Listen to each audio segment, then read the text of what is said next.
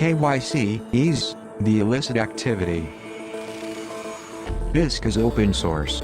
It does not collect user data. You keep your private keys, create or take offers to trade peer-to-peer, and keep your Bitcoin private and secure.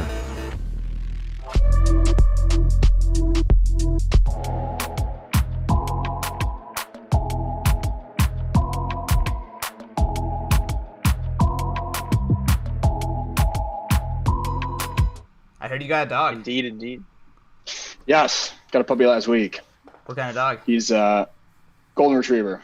Okay, nice. He's 9 weeks old, so he's pissing and shitting everywhere, but he's adorable. So it's kind of a trade-off, I guess. Awesome. Well, just want to let you guys know that we are now live. So Meltem and Jeff should be joining us soon, but we got an awesome crew here to talk Bitcoin and macro.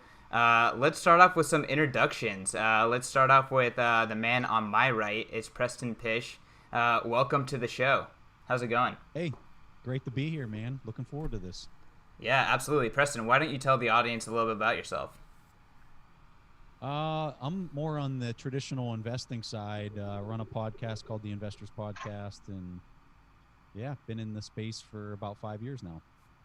Amazing. Next, let's go to Nick. What's up, man? Welcome to the show. How's it going? First time. Thank you for having me. Yeah, absolutely. We're excited to have you. Next, let's go to Brian. Brian, why don't you introduce yourself? Welcome to Drinks in Quarantine. Hey guys, Brian Estes. I run a fund called Off the Chain Capital. Started in 2016. I'm also a general partner at Polychain. We started that back in same time when we started Off the Chain, and been in the space since about 2014.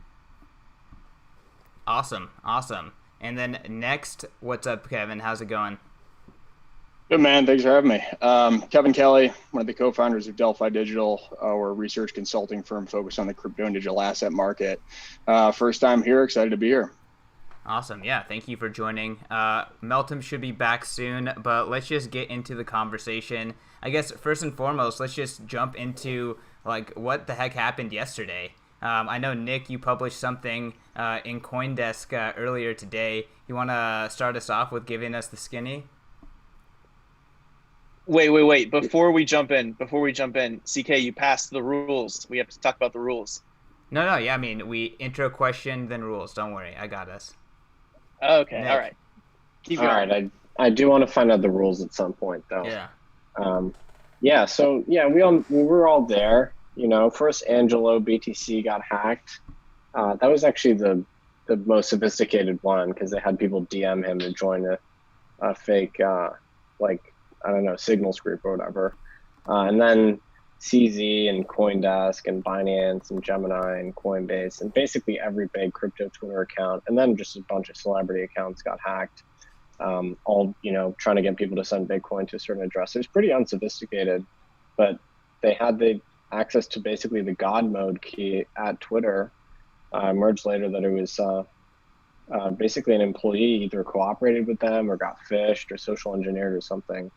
But yeah, pretty dramatic day, and Twitter is still sort of like half broken. I think a bunch of blue check accounts are still sort of struggling to post from what I can tell. So kind of a mess up there. Is anyone here currently locked out of their account? I know we have a couple folks with blue check marks. I am. You are?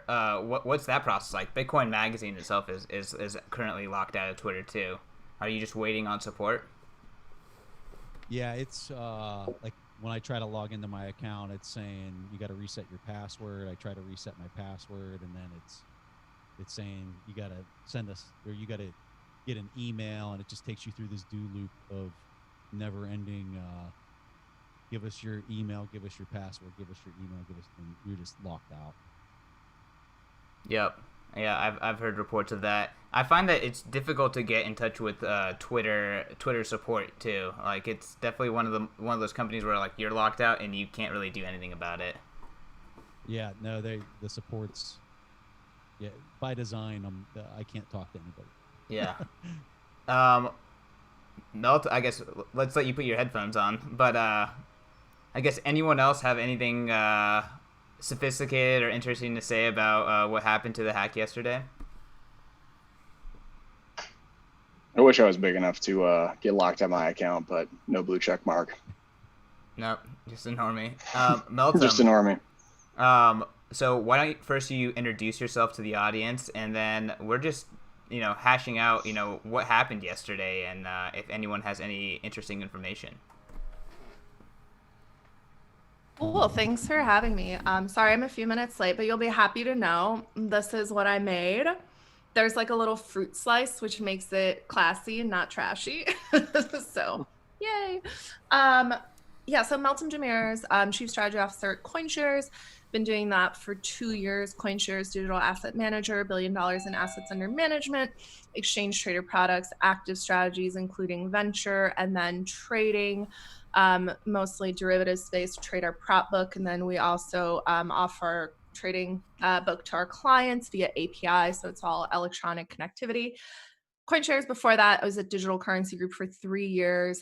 Over the last 5 years, have invested in 150, actually I think it's now 160 companies, have co-invested with Nick. Brian was one of our investors at Digital Currency Group, so we know each other. And then Kevin I've interacted with. So I feel like this is a big old family reunion. Yesterday's hack, you know what? I went back and looked through my Twitter DMs. I was like, what am I doing on my Twitter DMs? Because obviously, I feel like whoever hacked it, like the Bitcoin piece was just a distraction. There's something else that I'm sure will happen or has already happened. It's about getting information. So I was like, what am I doing in my Twitter DMs? And then I looked through it and it's mostly people shilling me shit coins. I was like, I'm good. But there was a moment where I went through my DMs. I was like, am I doing ratchet shit on Twitter? And is this something I should be worried about? But whoever has access to my DMs, I hope you enjoy reading them. I hope you get a taste of like the weird shit that people send me every day.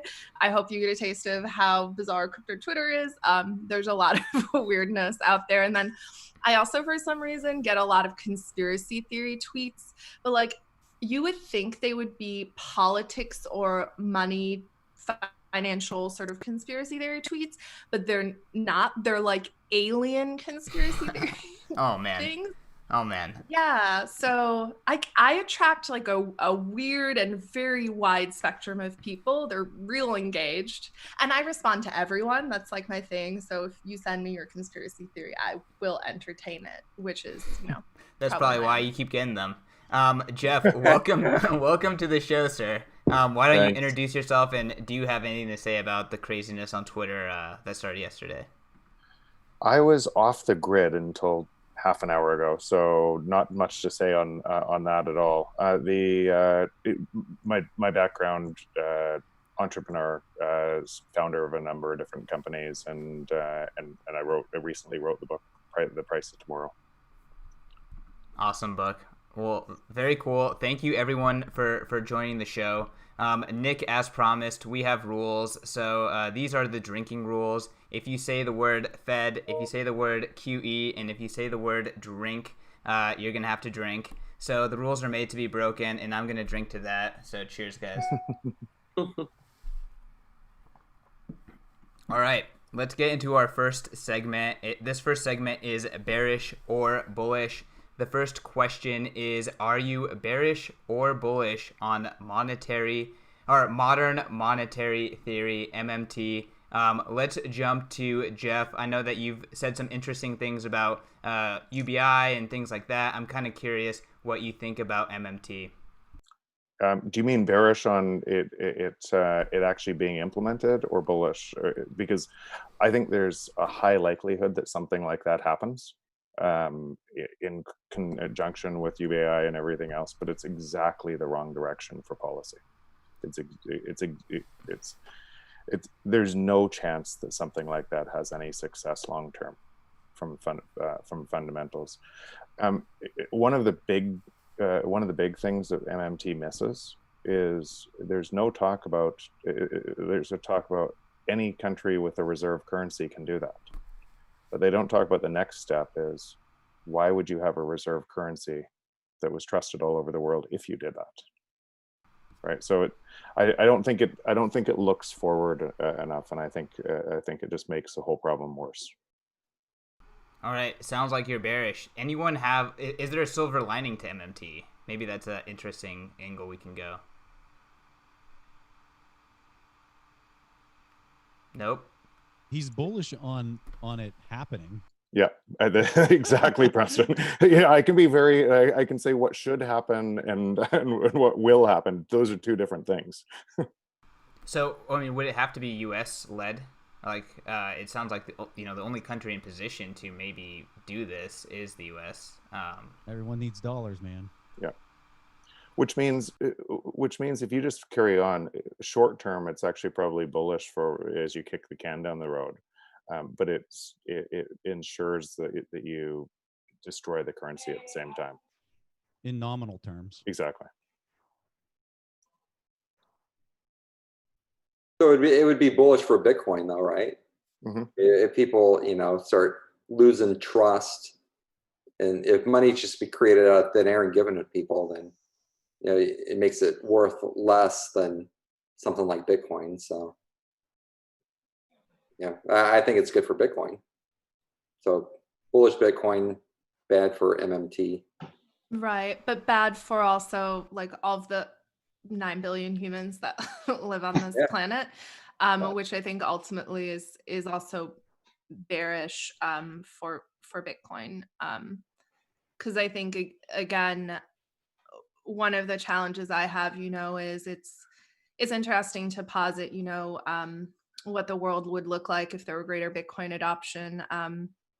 But I do think if you look at the options the Fed has, they're fairly limited. So it's like damned if you do, damned if you don't.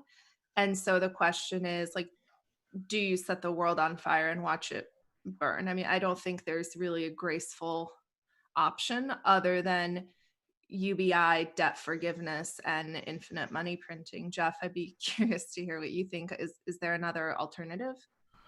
Well, so also we need a drink at a Meltem. Oh, shit.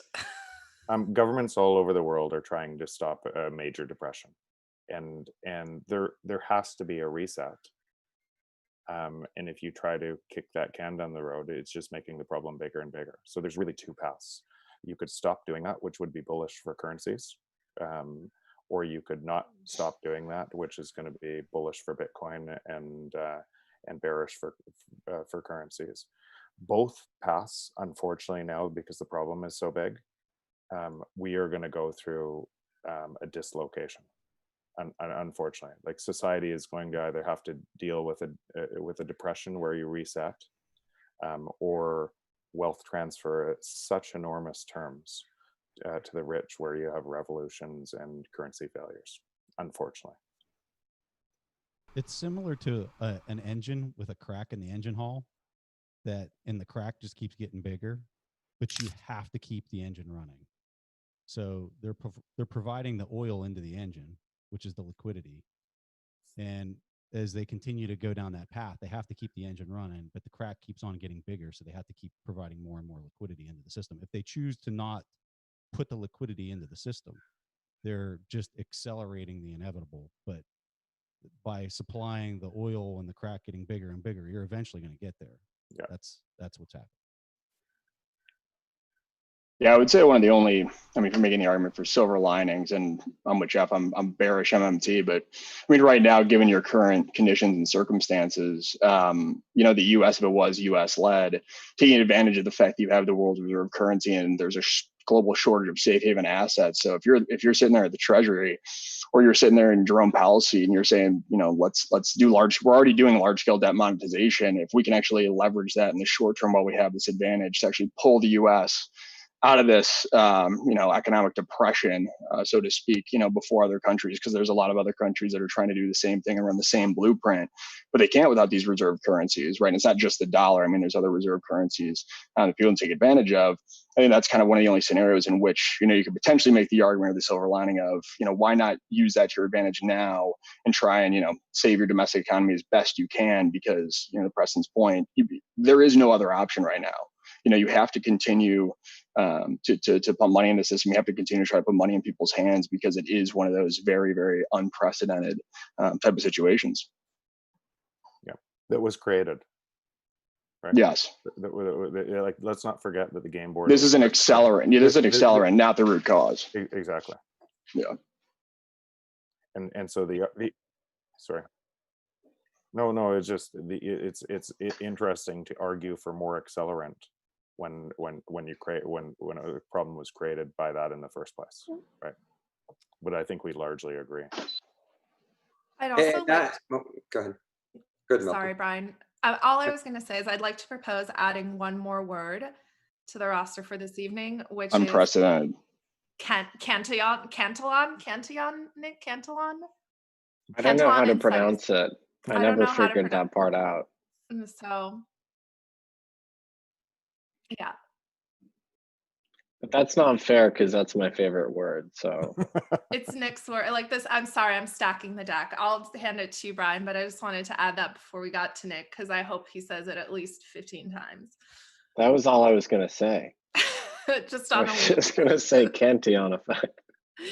Well, I feel like I didn't know that the word for that, but now that I know it, I felt very empowered by knowing that word when you wrote your article. So thank you. Well, I didn't, invent it or anything. I think Nick Szabo maybe popularized it. But anyway, the point is we need to have a phrase to explain to regular folks how they're being expropriated because it's kind of a subtle way, it's not that clear, especially if inflation doesn't manifest, so there's no visible consequence of QE. People need to understand that wealth is still being redistributed. I think that's an important topic, which is the word quote unquote inflation. And people, if you're using a basket of whatever you define to measure inflation and the money being pumped into the system isn't manifesting itself into that basket of the couple items that are in it, well, you're never gonna see inflation. But whenever you pull up a chart of pretty much every FANG stock and any bond over the last, since 1981, the prices are just exploding up.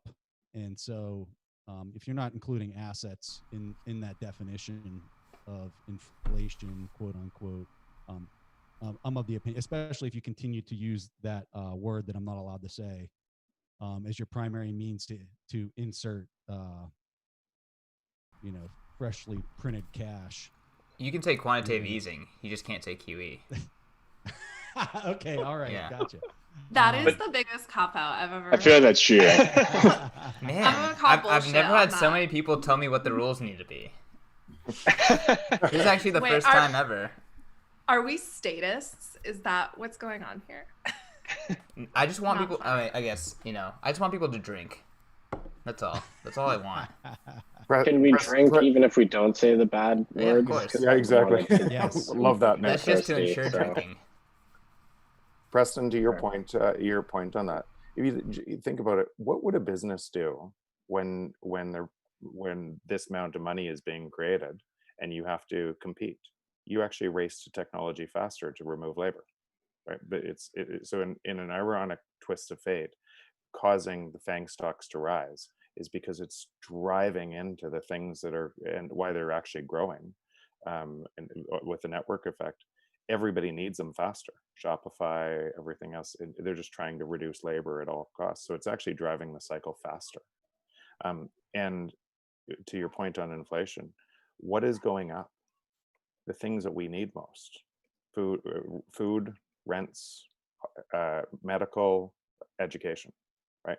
Those are the things being artificially inflated because they're most scarce. Some of those are going to change with new distribution of education systems and everything else as a result of the same thing, finding ways to compete differently. If you go to the Fed's balance sheet and you look at how much it's grown since 2008, 2009 timeframe, you're at a compound annual growth rate of close to 20% annually. Right. And people don't talk about that. They just talk about I said it. I said Fed, I think, didn't I? M2 is Cheers growing to at a rate of Preston. 25% annualized right now. Yeah, and I think that's the thing that is the everyone just looks at the CPI and they're saying, "Oh, it's at 2% or it's at 1%. We don't have inflation," and they're totally missing the boat. Totally missing the It's boat. totally missing the boat. It's going into the things that the people that you're picking their pockets need the most. But I think what you just highlighted, Jeff, the only two parts of the economy, the only two spending categories that have been inflationary have been education, which disproportionately impacts young people. And, I finished university in the last financial crisis. I look around me. Actually, today in Slate, there was a great article. They interviewed 700 different people who have education debt, and these people range in age from their 30s to their 60s, right? And they're still paying for their education. So there's that category, which disproportionately impacts young people. And then the other category is healthcare costs. A lot of people talk about this great wealth transfer that's coming from older generations, leaving assets to their children, their inheritors.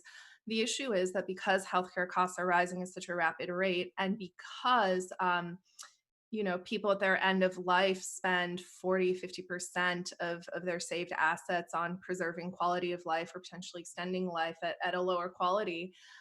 You get a situation where that wealth transfer that was anticipated that would pay for the debts of this younger generation isn't taking place. That's going directly into rising healthcare costs.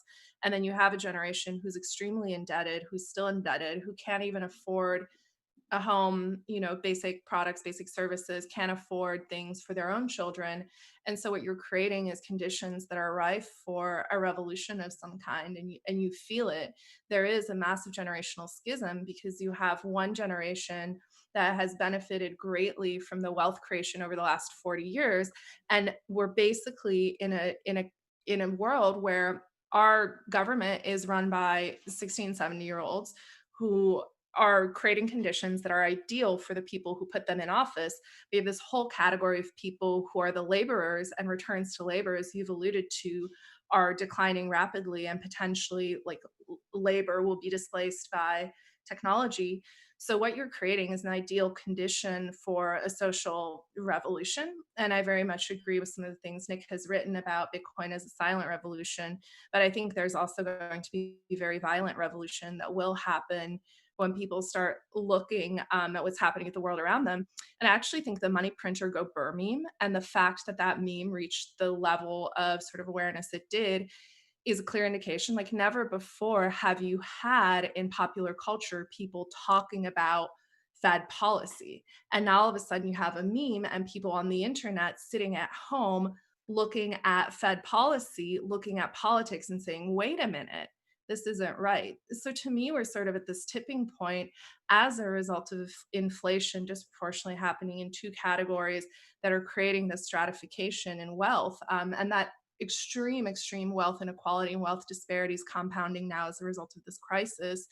And it's only going to continue to compound. And it's like, what do you get? You get a revolution. So I've heard a lot of people talk about intergenerational conflict. Does anyone else have an opinion about what we might see in the next decade per se? I mean, actually, let's jump to Nic, because actually on my podcast POV Crypto, you talked about this this next 10 years of being like the decade of misery. That was like almost 2 months ago. Do you have that opinion still? And does intergenerational conflict have anything to do with that? Do things feel miserable or what?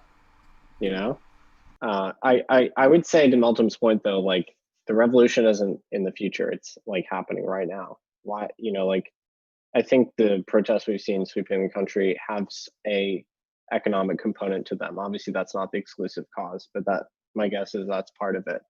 And if you notice, a lot of the discourse is around socialism or wealth confiscation or abolishing landlords and like various like Marxist topics, which, like, unfortunately, like, obviously I don't really agree with any of that stuff, but that's like a natural manifestation of people bearing these education, healthcare, and rent costs. Like, I think that's a big overlooked piece. If you look at rent in downtown, it's extortionate. And like, a lot of that has been flow of capital from other countries looking for safe haven assets in American urban centers. And that's just being borne by like the young would-be professional white collar class. And for the first time in probably American history, they realize that they're going to be worse off than their parents. So obviously they're going to go smash a few windows. I think that's absolutely part of the chaos that we've seen is people feeling that they actually don't have an ability to build wealth, to save, to buy financial assets or real estate or property. Melton, you made a good point a while ago that you have 60 and 70-year-olds making decisions. Well, there are 83 million millennials out there, so 35 or younger, and the baby boomers, there were 47 million baby boomers. So there's a lot more millennials, but you have the baby boomers making the decisions. And if you type that into COVID, I noticed this when Trump was holding his conferences. You had 60, 70, and 80-year-old people up there making decisions about COVID that affected them. But, for the younger people, COVID's really not that big of a risk. So why are we letting the older people making decisions for, the largest part of the population? I think, Brian, if I can add on to that, I think the other piece that people forget when we look at the Fed balance sheet, right, and when we look at sort of the U.S. government's balance sheet, we have a tremendous deficit right now. To borrow, Donald Trump's favorite word, tremendous. We have a tremendous deficit.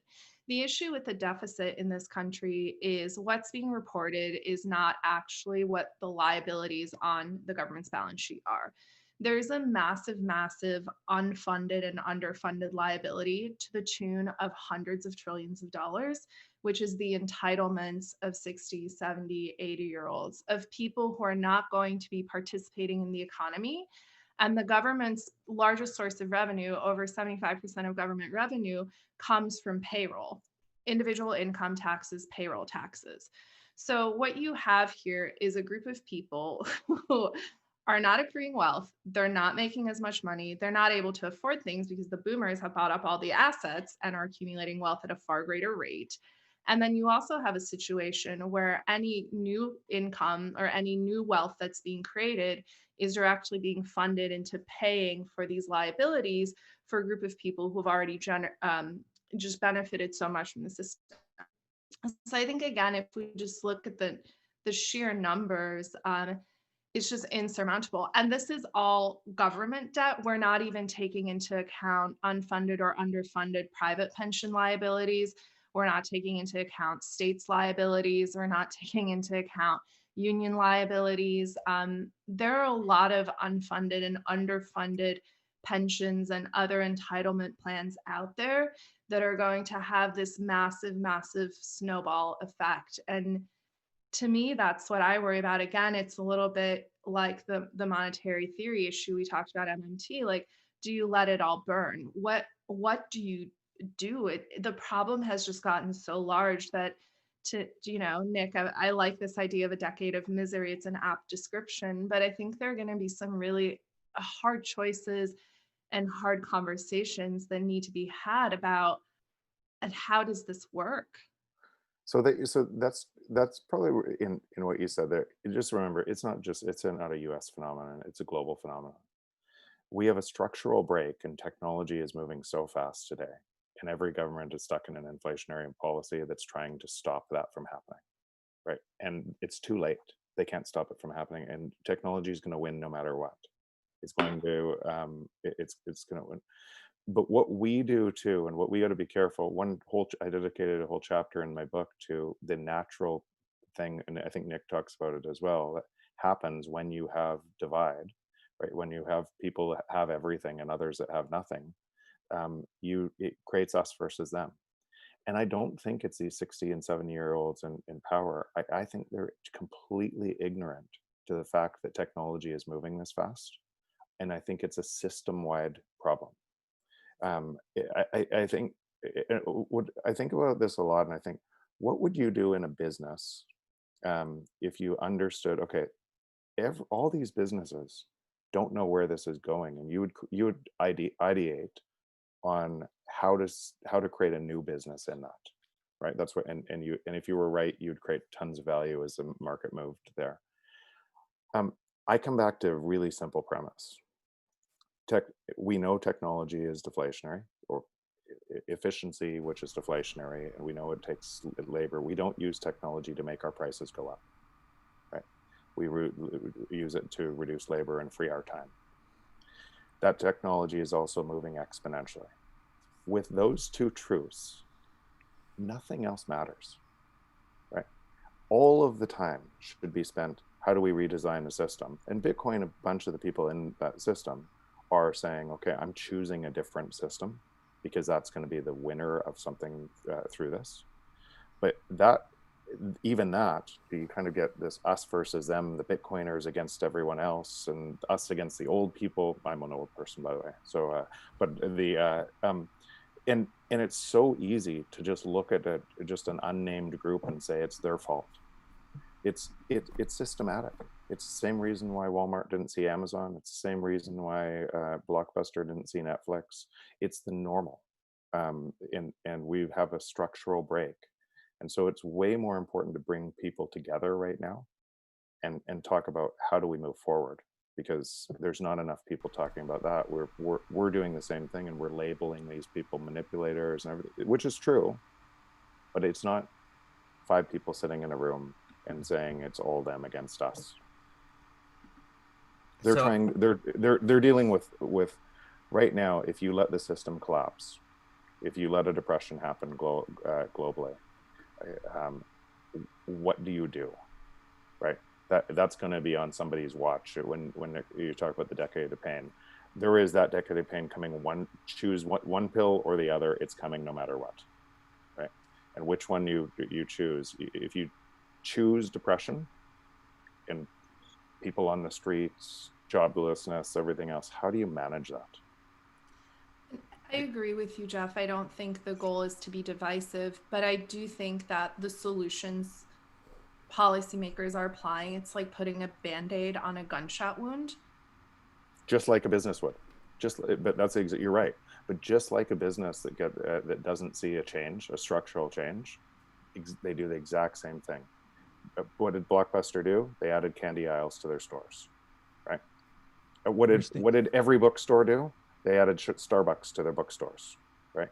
It's normal. We should expect, and that's what I'm trying to get to.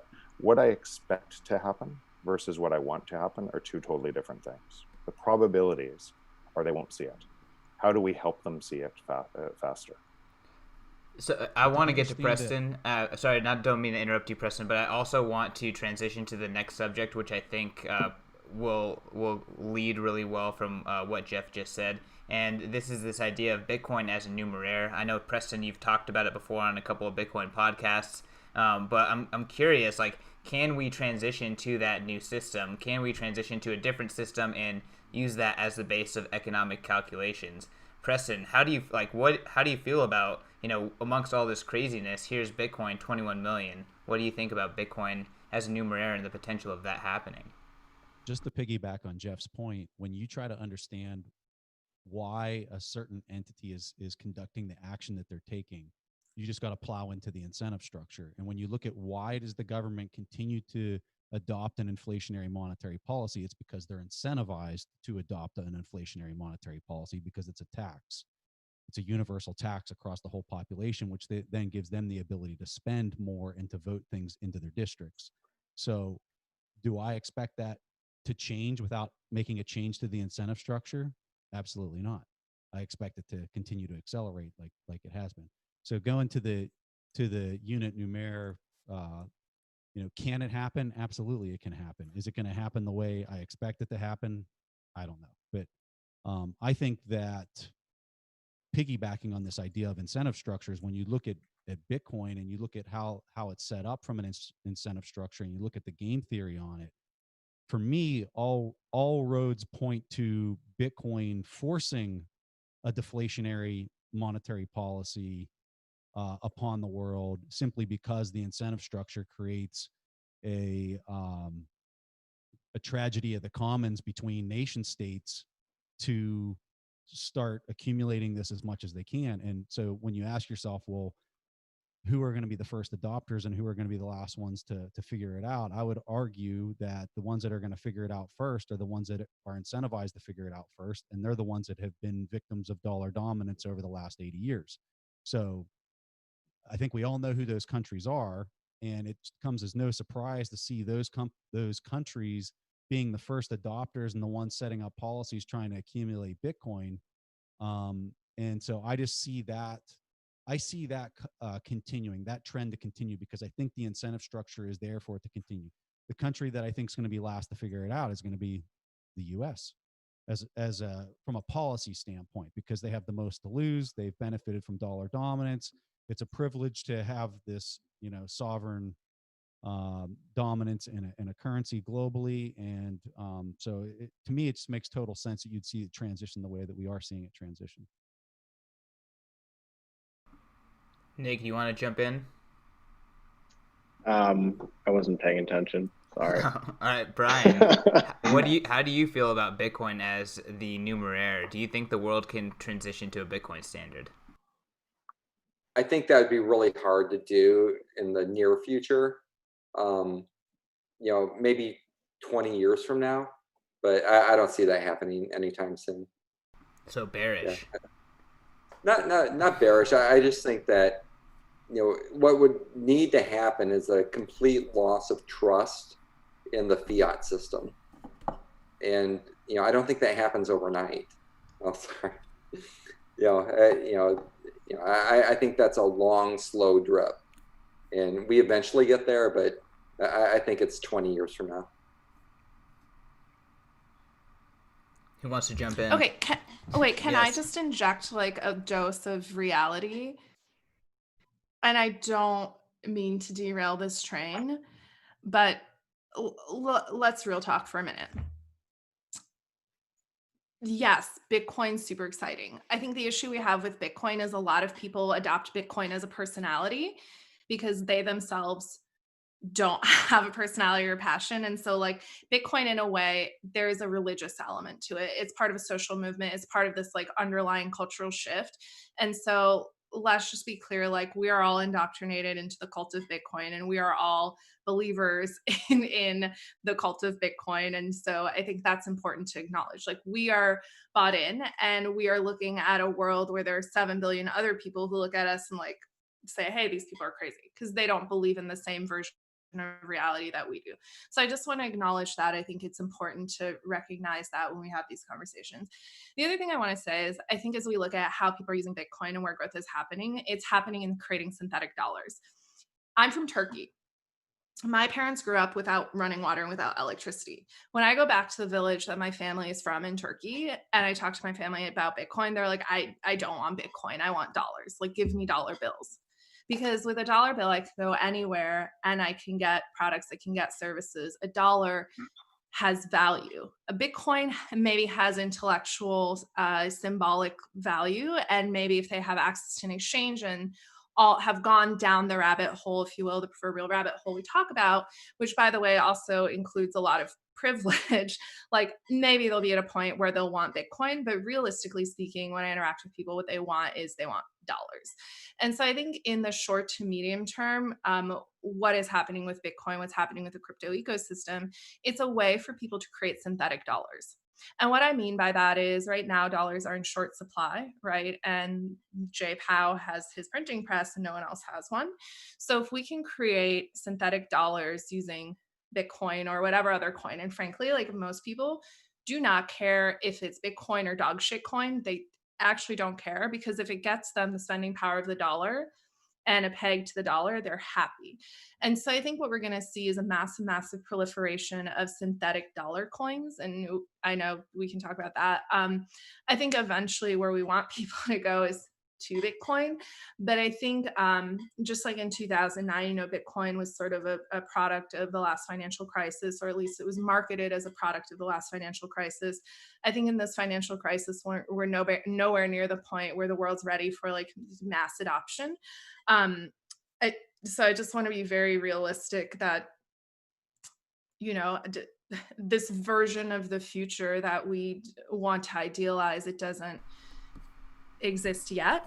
We're all working towards making it exist. And I think hopefully that's the one thing we all agree on. It's like we want that world to exist, but that doesn't exist yet, nor do I think it's really even feasible in the short to medium term, because just from a value perspective, right, the thing that people want, like the smell, the feel, the look of a greenback, that's what people want. That's what the world wants, and that's what is going to get created. So I think you missed on that thing, and I'm with Preston here, and Brian. I think it's going to happen faster. And I think it's going to happen faster because of the network effects on Bitcoin, and what's going to happen as a result of technology changing the rules. So what that means is, so people want dollars, fiat currency in U.S. terms, because other countries always destroyed their currencies. Turkey destroyed their currency and had inflation rates of staggering inflation rates, and U.S. dollars were a safe haven against that. As the U.S. has to go and destroy their currency, it gradually, then suddenly, right? And as every country has to go and do the same thing, and play in the same, you're going to have such currency manipulation, and they're going to be knocking down, they're going to be failing one after another, probably smaller ones first, and it might take more than 10 years, but with every one of those, it's going to be more and more people on the on-roads of Bitcoin. I don't see it as a religion, and I don't see there's a unified strategy of Bitcoin. There's some crazy people in it. There's also, I've met some incredible people in it that all just care about sound money, so you can have a fair game. That's to me, it's about a fair game board. Now remember, I'm one of the people that has an unfair advantage right now because of the assets I accumulated early and everything else, and the technology companies I'm in, and I'm praying for a fair game. And you could take a bunch of the money to create that I've created to make a fair game. That's what needs to happen. And I think it's going to happen fairly quickly is because of the network effect of the dollar. Bingo. I think that the network effect of the dollar is so strong that it's forcing the alternate currency that much faster. Like my expectation before the end of this year of 2020 is that you're going to have central bank, the U.S. central bank step in and probably print $5 to $10 trillion before the end of the year.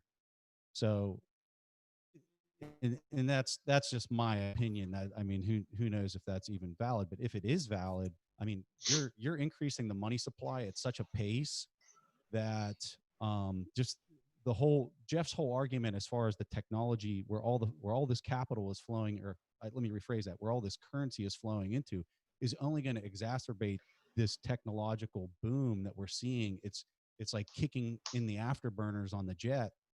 And I think that the network effect on the dollar is actually going to force the hand to Bitcoin way sooner than people realize in the coming 4 to 5 years. Like, what would you do if you were in Hong Kong right now? What would you do if the won is going to be devalued again, right? So is the euro, because every single country, so is the Canadian dollar where I am, every single currency is doing the exact same thing. And printing presses are on full board. And so people ask, real estate always goes up in price, but they don't say, would it go up without $185 trillion of printing over the last, or debt creation over the last 20 years? It wouldn't. You would see the natural trend. So we're distorting the natural trend everywhere, and that is going to cause currency collapse at some point. So I don't know. Nobody on this call, nobody, not me, no one can predict the timing of that. Japan, it goes on for a long time, more than we think. But that bug on the windshield is coming, and whether it happens in Japan first, somewhere else first, but when that happens, it takes away all that purchasing power in the global economy as well, and things get worse. Because if the U.S. steps in with $5 trillion, all the other countries now have to match Bingo. The devaluation, or else now their labor and their products get too high, outpriced on a global market, right? So, and we saw this play out just this year with the U.S. stepping in, and they printed like crazy, and then all the other central banks were like, "Oh my God, we've got to print, we've got to match the devaluation." So then you get into this competitive devaluation situation. So, which set up World War II, right? Yeah. Which set up the rise of Hitler, which set up and the revolutions and everything else that come from it. Fractures the moderate voters as they look for socialism, right? As something that can save them from this, and it fractures governments all over, and you need to create enemies, and bigger enemies to be able to control. But I guess my question is, so you've just talked about the network effect of the dollar. And I guess your argument is if we print more dollars, everyone prints their money faster. And so you get mass scale devaluation. And so your view is by printing more dollars, effectively, we're driving people to Bitcoin because that's the only viable alternative. Is that sort of the argument of the network effect of Bitcoin? Exactly. And the more people on, so what Bitcoin is over 60% of all coins. And so it's the dominant cryptocurrency, and the more people on that, and the incentive structure is really great, really well designed. And the more people on, more businesses will take it. And the more people, the easier it is to on-road, the more businesses that take it, more people will come on. And it drives. I don't want to spend Bitcoin though. I think that's the misconception. Like I don't want to spend my Bitcoin. I spent my Bitcoin in 2015. I bought burritos and bottles of wine, and I regret eating burritos with my Bitcoin because that was a lot of money I would have had. So it could happen two ways. Governments could peg to Bitcoin, as Preston says. I suspect that's going to happen. But if they don't, you will get an economy screaming around Bitcoin, and the on-roads will make it. So that's one of those two paths. I think is inevitable. So I want to. It doesn't really matter. It doesn't matter if you do, right, or I do. It matters what the incentive structure is designed for a lot of people to do, and the more the easier it is to use. But the incentive structure of Bitcoin is to create wealth for people who hold. The incentive structure, in a way, like, I'm going to be controversial because if we all agree on everything, then it's very boring for everyone. So I'm happy to like throw myself to the wolves here to liven this up a bit.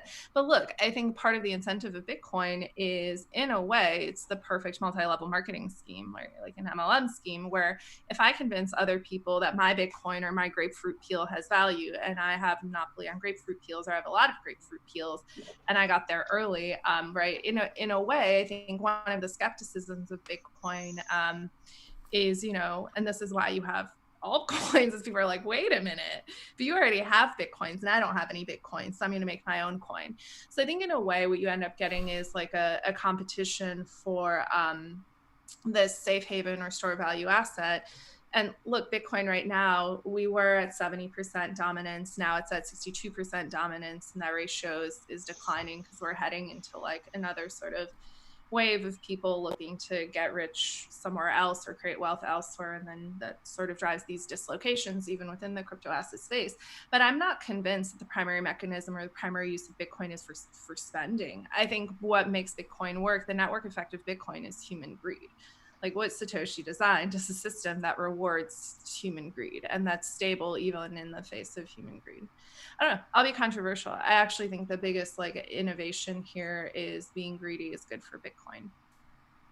So there's a Ponzi scheme in government currencies, right? You want a Ponzi scheme, that's a Ponzi scheme, right? Why do you trust the US dollar? Well, there's a difference between Ponzi and MLM, right? But why do you trust the US dollar? Because other people are willing to accept it. Because other people believe in the myth. So why would you trust Bitcoin in the end, right? Because we have to create a reality distortion field to make people believe that our magical internet money is worth something. I'd kind of disagree with that, but we can agree to disagree. Yeah. So real quick to interject, I've got an interesting question from YouTube. I think it references back to what Preston talked about earlier, but open to anyone. We have Kong Ming who asked, how soon until we see the next round of trillions printed? Does anyone have some predictions on that? Let's get Nick's prediction. He's in the chat. He's in the chat and not in the chat. All so right. I'm arguing with the YouTube commentators. They were promoting the stock to flow model, which is nonsense in my opinion. So, just had to shut that down. Nick, let me have my $100,000 Bitcoin. Do not fuck with stock to flow. I need my 100 trillion. Let me All right, have this it. is a stock to flow conversation now. That model sucks. There, I said it. Okay. Why do you say it sucks? Well, there's a lot of stock to flow models. They keep changing, the goalposts keep moving. But yeah, I'm not a fan. For reasons that I've laid out elsewhere, actually, I don't really want to get into it. Change my mind.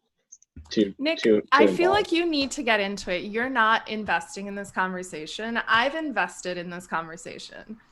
I need you to Nick, let's invest talk in about this trillions. conversation. Let's talk about why when is the government going to print trillions, and are they even printing trillions? Because there's a lot of monetary destruction too. There's a lot of deflation happening too. I'm kind of curious to get takes, are we even making money right now, or is it like a zero sum game, or what's happening?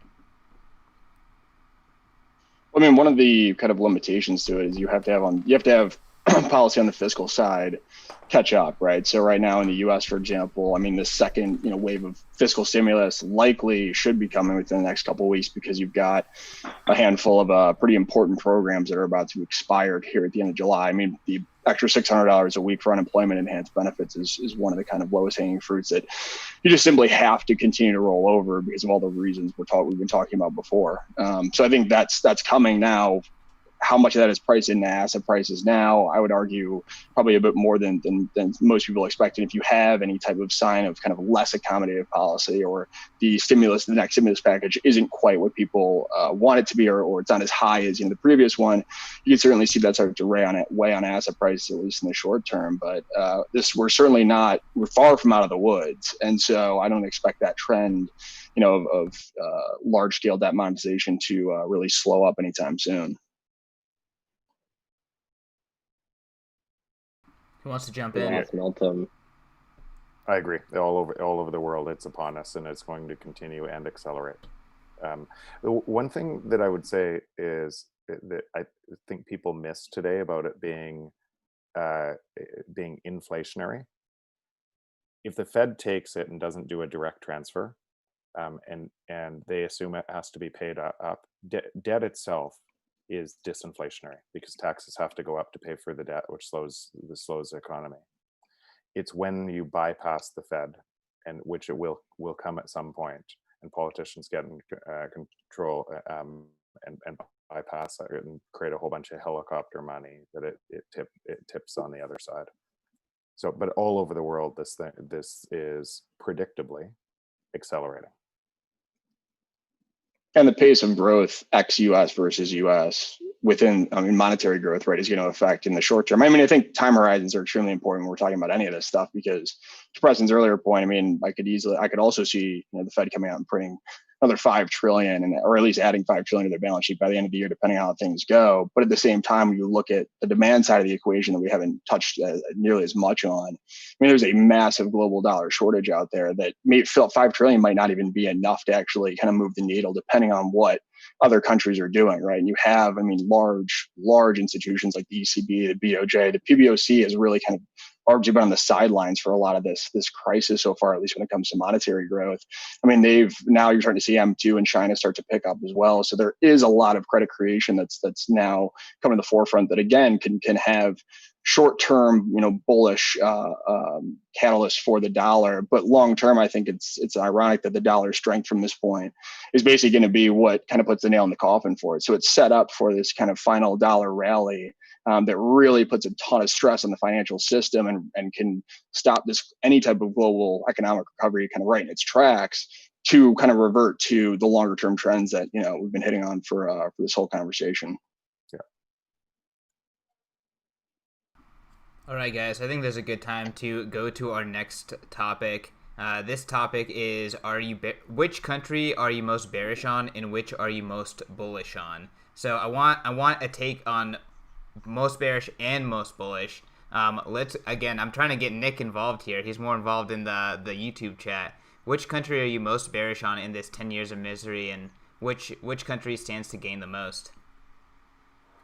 Sorry, there's just some funny stuff in the YouTube chat. Recommend you guys all check it out. Oh wait, Nick, like don't do this to me. Give me the tea. I want to be where the bullshit is. Like, give me the tea. What's going on? Okay, so I just read Peter Zahan, so I could either parrot him and like pass it off as my own insights.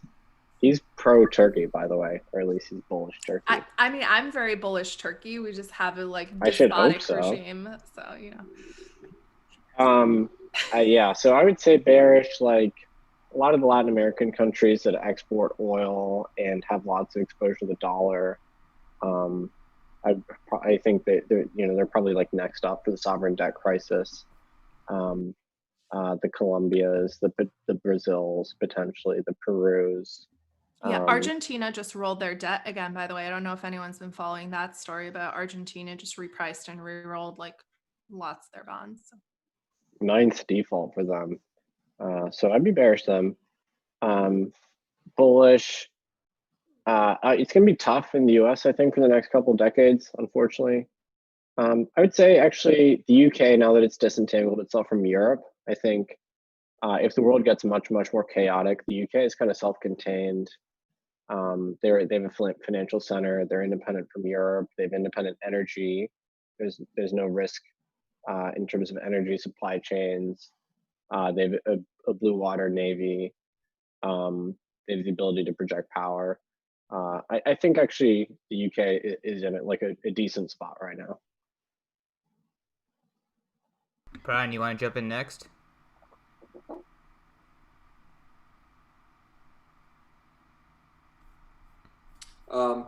I think Bermuda is a winner. The new prime minister is very pro crypto, and I think the loser is China. Do you want to elaborate a little bit? I mean, I've heard Ryan Selkis posting about how can you not see China dominating the world? Why do you think China's the loser? I think that over the last 20 years, they've been cooking their books and creating like just building fake cities and creating economic development out of just nothing. And I think the roosters come home to, the hens come home to roost. I think their whole economy is just built on fake and fraud. And, the decline of their ability to be the center of the supply chain is, make people wake up and realize that. So, yeah. I mean, I have a couple of friends that have factories in China, and they're moving their factories out of China. And these are very small to mid-level factories, but you even see it with the larger companies like Apple. Apple's building their new manufacturing facilities out of China, and some of that's coming into the United States. Brian, I'm curious to dig in. Oh, go ahead. But let's not forget the reason a lot of that's onshoring to the United States is because Senate just passed a bill providing over $22 billion of stimulus to semiconductors and chip fab to onshore. And I think if we look at I think this is part of the trend of broader digital warfare, right? The fact that Huawei got slapped with RICO charges, which the only other people to ever get slapped with RICO charges were the mob and then the JP Morgan's metals desk, right? The fact that a company building technology infrastructure like Huawei was slapped with RICO charge, I think was sort of a harbinger of things to come as we shift into this world of digital warfare. Hegemony extends from physical violence into digital supremacy and control, which is why, by the way, I think the US and the UK have both been extremely aggressive on encryption and trying to, again, crypto war version 3.0 or 4.0 or whatever version we're on at this point. To me, the race between China and the US is, can China find centers of demand that aren't US centric or US aligned? It sort of feels like we have two very different centers of power. But I think one thing that I'm scared about with China is talk about empire. You have a single leader at the top. You have a large population. You have a lot of resources. You have the Belt and Road Initiative. You have a lot of global debt denominated in renminbi, or easy to switch over to renminbi. Like, I'm not writing China off so easily. I still view China as like a very, very big threat, particularly just given the fact that they don't give a shit about IP law. So in the digital realm, when you have a country that has zero respect for intellectual property laws, that's kind of terrifying. I don't know. Maybe that's dystopian. Meltem, to stick with you, what's your bearish and bullish? Which country are you most bearish on? Which country are you most bullish on? Bearish, I would say continental Europe, I think, has been just in a long decline and has many of the demographic issues that you see in the US, as well as a lot of the entitlement issues that you have. So just a lot of liabilities and declining population growth, declining labor force, declining returns to labor. So I think continental Europe is in for a rough time ahead. And then I think bullish, I'm extremely bullish on Southeast Asia. I think Indonesia, Malaysia, Philippines, Vietnam, extremely bullish. And then I think the Indian subcontinent sits somewhere in the middle. You have 1.3 billion people in India, but India, for the large part, has sort of been closed off. I think the growth of Reliance Jio, right, which is Reliance Industries, their sort of communication connectivity infrastructure that they own in India, that's now garnering billions in investment from US firms, kind of shows how attractive this market of several billion online consumers is going to be. We haven't talked about Africa at all, which is curious. Nigeria, I think, is going to be the third most populous country in the next 10 years. So I think a lot of people underestimate West Africa. Unfortunately, I think, West Africa has a lot of governance issues and does not have some of the institutions that we see in other parts. But I'd say, Southeast Asia generally I'm very excited about what we see there. Awesome. Let's jump over to Preston. Same question to you. You're muted.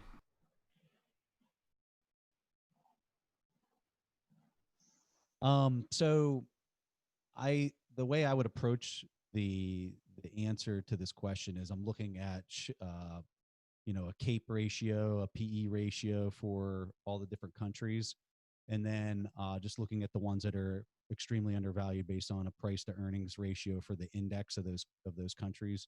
So the countries right now that are popping up that have the best CAPE ratio is Russia, Turkey, Czech, Poland, Singapore, Austria, Spain. The ones that have the worst, like Ireland, has a CAPE Shiller of 40, which is extremely high. So Ireland, Denmark, New Zealand, United States, Switzerland. And if I was going to mix those countries, the indexes for those countries, I would then look at a long-term momentum strategy to see which ones are kind of green versus red, and that's what I would own. I can't tell if that was actually an answer, though. Can you pick a specific country that you would want to point out, or do you just think it's a handful of those countries that are going to trend down? I could see the U.S. being in a completely different situation because of its financial center, being the financial center of the world. Like, you want to dive into that a little more? Are you suggesting that we're buying equities? Because that's how I treated it. I mean, maybe, but... I'm just looking at it. I guess this is the investor side of me, like really kind of coming out in full swing, where I'm just looking at it from, which countries, if I'm looking at the equity markets in those countries, those are the ones that I would own. And those would be the ones that I probably wouldn't own at this point based on the valuations. I don't really know how else to kind of respond to it. For sure. Cool. Kevin, you want to jump in? Yeah, I'll piggyback kind of off of what Preston and a lot of what Meltem said, because a lot of the countries she rattled off. Demographics, I think if you're looking at a 10, 20, 30-year time horizon, I mean, demographics are going to be king. And when you're talking about, investing in equity markets, I mean, yes, valuations are certainly important, especially on looking at longer term return profiles. But also you have to make sure that they're investable assets, right? And so I think some of the countries like your Indonesias of the world, where you have high growth and you're now starting to see more ways in which people can actually get investable opportunities there. They also have kind of this tailwind of if the world continues to move more towards passive investing, which is certainly not a topic we need to get into here because I'm sure everyone has opinions on, but this kind of idea of indexing, China was a great example of, as so you saw A shares and Chinese equities get involved or included more in these MSCI indices and a lot of the bond indices. Obviously that brings in more institutional investments. So I think you'll see something similar with some of those more kind of fringe kind of frontier markets, especially where the demographic profiles are much more favorable for kind of long-term economic growth and earnings growth as a result. So Indonesia, Vietnam, even Bangladesh too, if you really start to see more of that manufacturing from China kind of poured over. But Kevin, where are all of those companies going to list? And they're not going to list on their local exchanges. They're probably going to list in Hong Kong or potentially China. So yep. And then they'll have probably some type of ADR coming over to the US. More likely Singapore today, and US, and less Hong Kong, at least in current environment. Jeff, do you want to jump in and answer the same question? Sure. I took it a different way, so I'm going to answer it the way I it's not as much about investment, is more about kind of where people are going to try to move to be safe from what's going to happen, and so they're going to move to places with kind of rule of law and democracies, or try to look at those safe havens. I think Canada is a good one, especially with the shutting down of the US kind of to the best talent in the world. We're seeing some of our best companies being able to attract just global talent. And the thing that drove US success for so many years was that, right? I totally agree with Southeast Asia, specifically in global trade and everything else. When people are moving away from China, they're moving to somewhere else. In Indonesia, Thailand, Vietnam, all of these regions are exploding right now. I'm co-founder of a company that's growing extraordinary marketplace in Thailand. That's the numbers are off the charts, and so there's just a lot of opportunity there. And I also own a business in India, and the demographics for India look really good. The long term, the 20-year demographics. I do worry as I say that that because demographics alone, with a whole bunch of young people out of work, it can turn into a powder keg, right? That's the risk. If you don't have really great governance structures and everything else, demographics can turn into a huge risk as well. So while I like India for the opportunity, wealth generation, English speaking, how hungry the people are, how hard they work, and everything else, with what is the bigger trend around technology and what's happening, could create some of these areas also being powder kegs. Interesting to talk about where's the powder keg, right? And it's probably the places with the oldest populations and the least access to US dollars. They're probably going to be hurting the most. Or younger generation, or really giant younger populations that are out of work, right? That are disenfranchised. I think a good point too for is the panel. Just want to point out that only me and Meltem are drinking, so I thought that drinks was in the name of the invitation. So all right, so thank you. I was going to jump in real quick and also say, almost all revolutions and civil wars are started by a group of 19 to 25-year-old kids. So I definitely second the idea that, out of work young population, or even just a young population that sees themselves as being disadvantaged by the system, is an inherent powder keg, and definitely one that we should be keeping an eye on.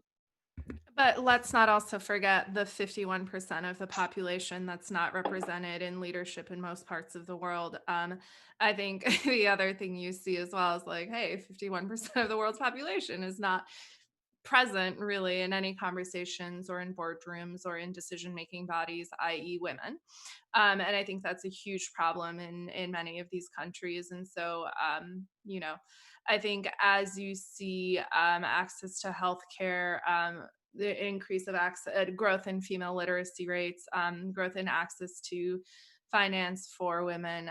There's also going to be, I think, a lot of interesting tension there because, frankly, we like to talk about sort of inequality in terms of wealth, but I think one of the largest inequalities that still persists throughout the world, in particular those regions we talked about, is the fact that there's huge amount of gender disparity and gender inequality, which is going to create a lot of tension.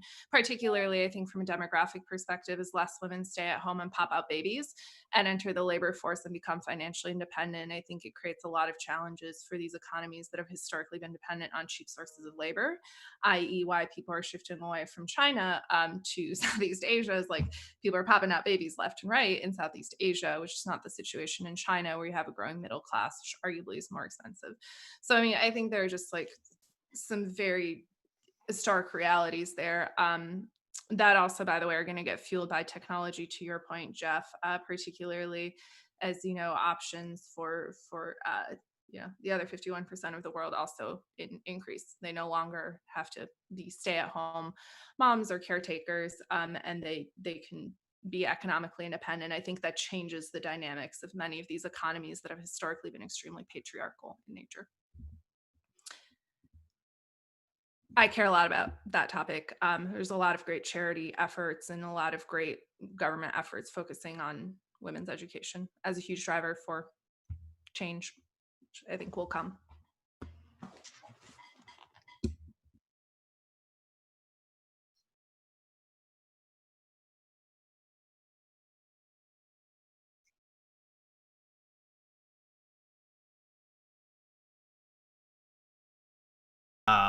People here have talked about, the dollar's network effects are obviously dominant.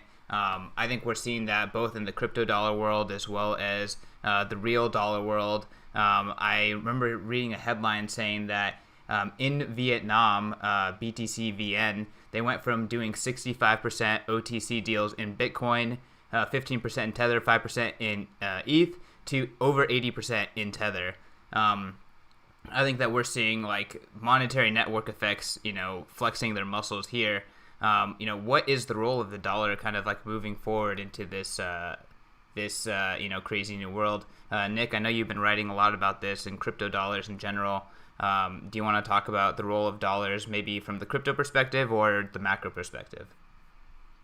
Sure, yeah, and we wrote a white paper on this. It's on our website, castleisland.vc/cryptodollars. Very much recommend it. I'm biased. I do think that we need to acknowledge reality here, as Meltem had said earlier. People crave dollars, and fundamentally, if you look at the data, stablecoins functionally have a much higher velocity than Bitcoin does. So people actually transact with crypto dollars. Bitcoin is used more as I guess a settlement and collateral. In some cases, it's like a medium of exchange, not really. It's a reserve asset, but we've even seen Tether displace Bitcoin as the primary reserve asset on crypto exchanges fundamentally. That's only happened in the last 6-12 months. So there's nothing wrong with this. I think it's entirely natural. And also some of these stable coins are going to get slapped down by regulators, is my guess, probably in a pretty nasty way. So there's a ton of tail risk there. But fundamentally, it's just a better UX to transact with dollars. So the question is how do we integrate that into the Bitcoin phenomenon? First of all, I think it is just naturally related because whether someone's using Tether or Bitcoin, they're learning about public key cryptography and saving value in the form of information, which is a new thing. But then I think we need to really think carefully about how Bitcoin can be the base asset here against which to create dollars. So potentially maker style systems built on top of Bitcoin, which would be really dramatic and important. That kind of harkens back to the free banking era, with Bitcoin being treated as the gold analog in that analogy. So I think the Bitcoin community could use a little bit more creativity in terms of creating stable value assets against a Bitcoin reserve, which is what the Ethereum community has already done to great success. Preston, you want to jump in here? You're muted still. All right, I'll drink to that.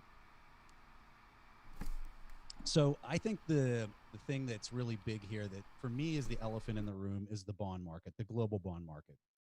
When you look at the size of this thing, we're talking $100 trillion. There's no yield. Everyone who's participating in financial markets are searching for yield somewhere. And so we've got Tether, we've got all these stable coins, we got these coins that are tracking the same valuation as the dollar, and they're going to track the same debasement as the dollar. So when you got these large banks, you got these large institutions, you have these retirement plans across the globe that have to achieve some type of yield, and they can't achieve it anywhere. And then all of a sudden you have Bitcoin that continues to run based on this incentive structure that we've talked about, which I believe is going to remain intact, and it's going to continue to go higher moving forward. I think it's going to just create this opportunity cost that hasn't existed historically, that is just going to blow the lid off of the bond market in a way that most people just can't even comprehend. So I think when you see BTC, if it achieves a market cap of $1 trillion, I think that you're going to have every major asset manager on the planet saying, why am I still playing around in these debt markets that literally yield nothing? And in real terms, they're yielding negative.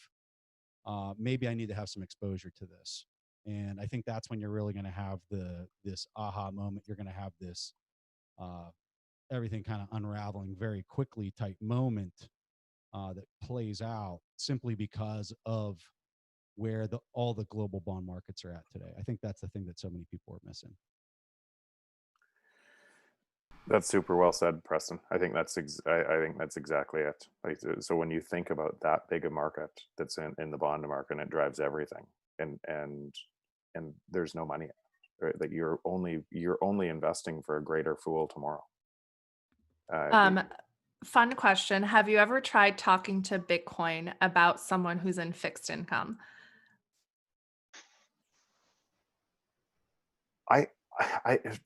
To me, I try to take it, and what I would say is I came to Bitcoin the other way.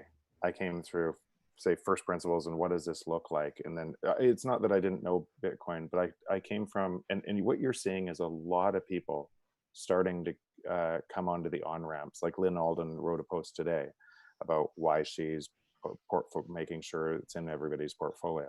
It's important that it's in your portfolio, even if it's an asymmetric bet. I just think the probabilities are higher and higher that it's not an asymmetric bet anymore. I would say that I'm completely with Preston. If you look at where the money is today and what people are making a choice on with their eyes closed, knowing that they're debasing the currency and knowing where that takes us, eventually people are going to wake up. And the UX in this and some of the systems around it are not great right now. It's hard. And the more you yell at people, say Bitcoin, Bitcoin, Bitcoin, the more they go, this is a religion, right? But if you actually look from a fundamental, where this economy, where all world economies are going on a fiat system right now, I think it's inevitable. I think the opportunity cost point is no, you go, Meltem. No, I think the only thing I was going to say, I wasn't talking about, the argument for Bitcoin. I think everyone who's here clearly is bought into Bitcoin. I think just when you talk to someone who spent their career in fixed income, the idea of something like Bitcoin is so mind-boggling and so confounding that for most people, like, their mental model is just not capable of accommodating something like Bitcoin.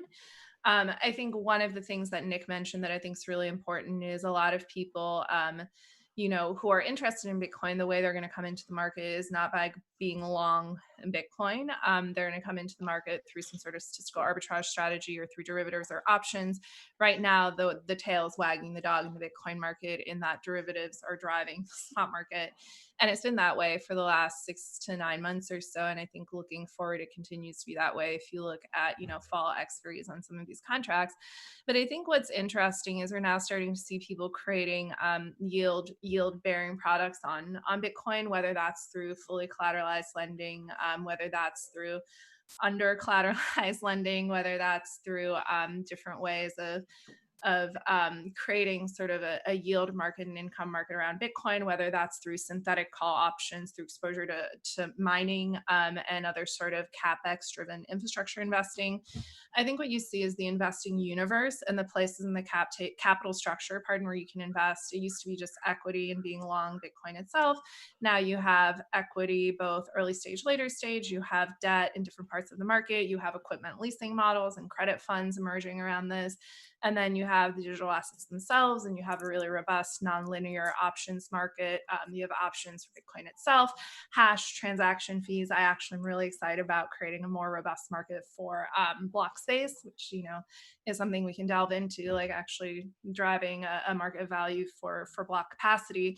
But I think what you see is just the universe of different ways that people can participate in Bitcoin is expanding beyond just having to be fundamentally long Bitcoin, which I think is really, really profound and really, really important in terms of, trying to talk to someone in fixed income about, hey, be long Bitcoin is a very hard conversation. Talking to someone in fixed income and saying, hey, here's this asset, you can be earning yield at a much higher rate than you would, in a ZIRP environment holding bonds.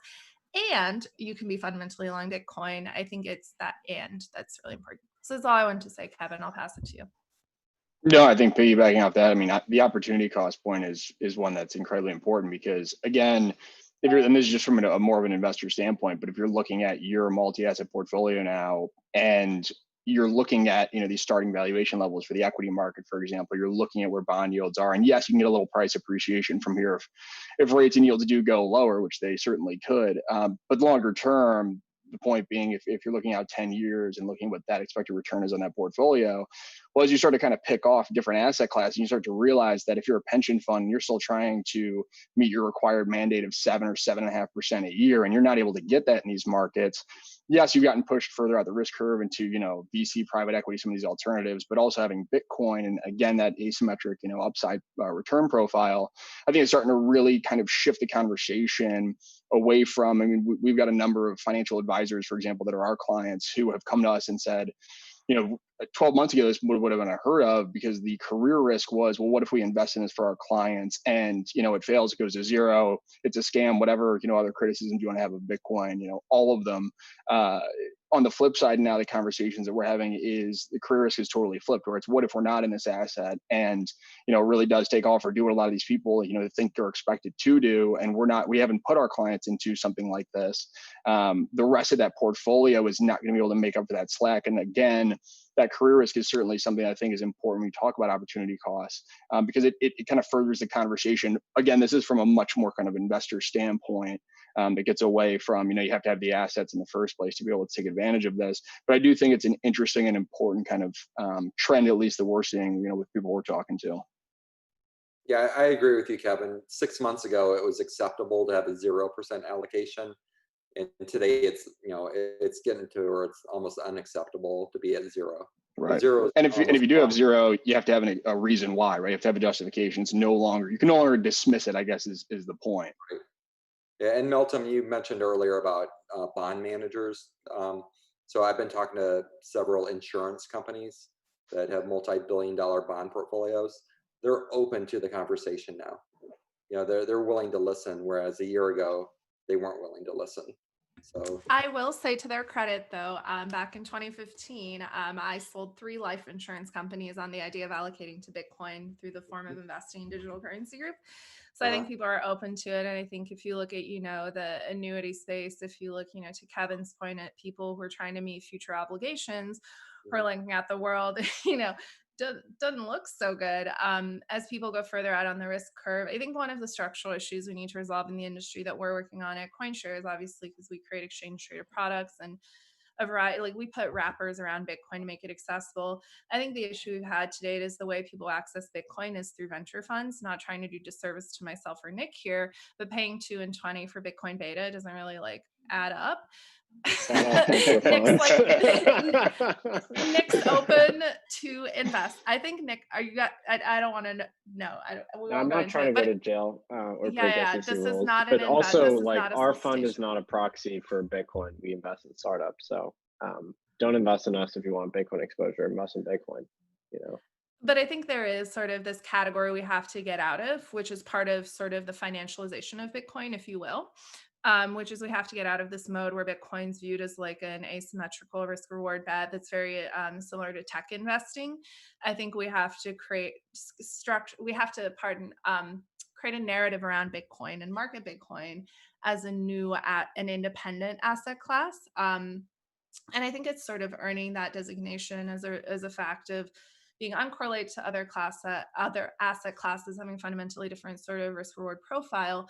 But I think just one thing, we've certainly seen over the last few years, but I think is especially important in this year, is separating Bitcoin as an asset and sort of the start of an asset class.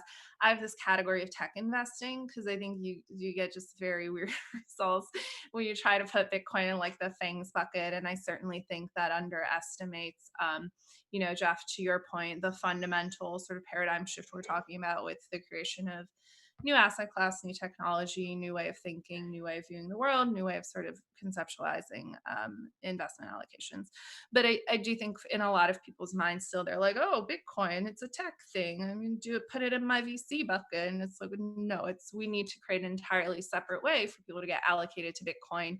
And especially in the US, I think in retirement accounts. And I think over the next few months, we're working on some pretty exciting ways to help get Bitcoin into people's retirement accounts, which to me is like the fuck yeah moment. Let's get all the boomers some Bitcoin, all aboard. Is that something I just similar? add to, Yeah, go for it, Nic. I just want to add to what Meltem said. In my book, Bitcoin is like a set of 19th century economic ideas wrapped up in like a progressive tech revolution. But really, it's actually a set of very Baroque ideas that just so happen to look sexy and like tech positive. So let me build on that. And it is a question. How do you, when I see all the numbers, what Bitcoin is going to be priced at years out and everything else, and you're using these numbers that are kind of currency failures on the other side of that, does the number matter, right? What we're actually saying with Bitcoin is your real value goes up, right? Your real purchasing power goes up, and the number is almost irrelevant because we know that the currencies are going to be destroyed on the way up. And so is it 10 trillion? Is it 100 trillion?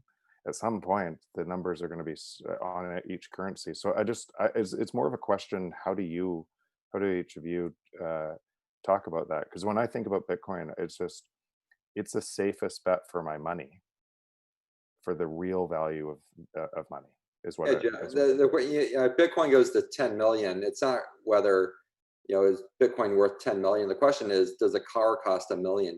Right. That's exactly what I'm getting at. Exactly. Yeah. What are the real terms? Because what I expect, even if what I actually really expect, if you allowed fundamentals to work, prices of everything would go way down. You wouldn't need as much work. Your time would go way up. You'd free your time, and prices would just fall along a natural order of things as technology removed the labor cost. And every business would rush into where there's money available, and capitalism would work perfectly, and it would drive prices down, and people could free their time, which technology is supposed to do. Instead, we're fighting that battle and making people be on a mouse wheel, working harder and harder. So I actually, if Bitcoin went down in value, but the real purchasing power went way up, if you allowed that happen, that's okay too. I mean, that would be going up in value, right? Preston, you're raising your hand, and unmute yourself. If you didn't remind me, I would have forgot. So I love Jeff's point, and I think it's really important because people are thinking in the context of what $1 million is today, and they're not thinking what $1 million is post bond market, debt market explosion, which is my vision of what we're going to see here in the future. So if you have a debt market that blows up, because so much of your market capitalization, whether it's equities or whatever, is based on that being in the system as if it's money. And if it's not in the system as money, Jeff's point of prices being a whole lot lower than what you see today is also how I see this future world. If all of that debt and all those liabilities that are in the system are removed or decremented in a serious way to where they are today, because you now have less units in the system. So your buying power, as far as, and that's how I view it, is what's my buying power, not in dollar terms, but what kind of items can I go out and buy with one Bitcoin in this future? And I think it's more profound than people realize that are thinking of it in dollar terms today. Great. Who wants to jump in? Yeah, go for it. I've got a question from YouTube if you guys want to answer. We've got one of our viewers who's asking what percentage of everyone is currently allocating into Bitcoin right now. Anyone want to answer that one? What percentage of your wealth? You're not comfortable wealth enough. Or let's say I'll answer it 100%. Liquid. Are we doing income, or are we doing like the change over time, or are we doing current wealth? However you want to answer it. Totally fine. I'll go. I mean, so this isn't just Bitcoin. This is blockchain companies, equity, private ventures, Bitcoin, cryptocurrency. It's 80% of my net worth is in that asset class, and the other 20% is in cash in my house. So, not cash in my house, cash and my house. Yeah. Anyone else have a number? Yeah, I need to do some math to figure mine out, but wealth is over 100% in Bitcoin because I'm basically leveraged, and income is probably about 5% of my income goes into Bitcoin perpetually. I mean, my calculation is like my whole everything is in Bitcoin. I've been doing this for 6 years now. All of my personal capital, my social capital, my intellectual capital has gone into Bitcoin. Just so, for going back to your framing of opportunity cost, Kevin, like it's real fucking high. Uncomfortably high. Not uncomfortably. No, like I enjoy it. It's fun. I get to drink Coors Light with Nick and talk about memes. It's great. This is a good transition point too. Yeah. Oh, sorry, Nick, didn't mean to interrupt. I think there's a good transition point to like what's Bitcoin's role, right? Like why are we not only investing our money but also our time, our intellectual capital into this thing, and what does this potential, I guess, alternative to what we're currently doing, mean to the world? I think we've been talking about this a little bit, but I think we can dive into it more explicitly. I guess, let's jump into Kevin. Haven't heard from you for a minute here. Yeah, I mean, I would say we'll take it in two parts. I mean, it's unlike anything we've ever seen, obviously. I mean, having a censorship resistant, permissionless, asset that you can get in and out of, that's liquidity profile will, if it does what we think it will do, only will increase over time, is something that I think truly does serve as a check on irresponsible monetary and fiscal policy, right? In combination of the two. When it comes to what its role is, and bringing this back to kind of reserve currencies in the dollar, I am in the camp that I don't necessarily think that Bitcoin becomes this kind of, one ring to rule them all type scenario, and it's the only kind of world currency. But I do think it has a very strong chance of becoming a large digital alternative currency that sits alongside of some of these fiat currencies. Because again, I think it was Brian who brought it up. I mean, fiat currencies aren't going anywhere, and they're certainly not going anywhere overnight. 15, 20 years from now, will we still have the US dollar trading? Of course. What level it'll be at is obviously the next question. So I do think it will serve as a kind of pillar for being a reserve asset. And one of the kind of key points to that, and we talk about how these, central banks and these different foreign institutions will get into this, it's almost kind of it can have a certain point where it has exponential growth once that liquidity profile has been, and the asset class is actually big enough, right? Right now, you can't really have a lot of these central banks get into this because it'd be a drop in the bucket for them. And by definition, for a reserve asset, you want something that's liquid, you can get in and out of and manage your currency with.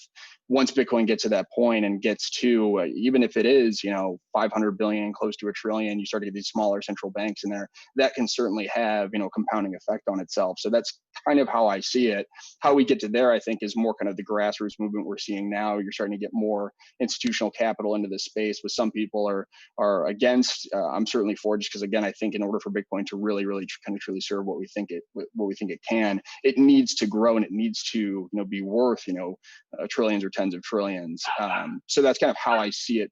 I see it panning out, what its role potentially could be, but not necessarily, again, that kind of one ring to rule them all. Who wants to jump in?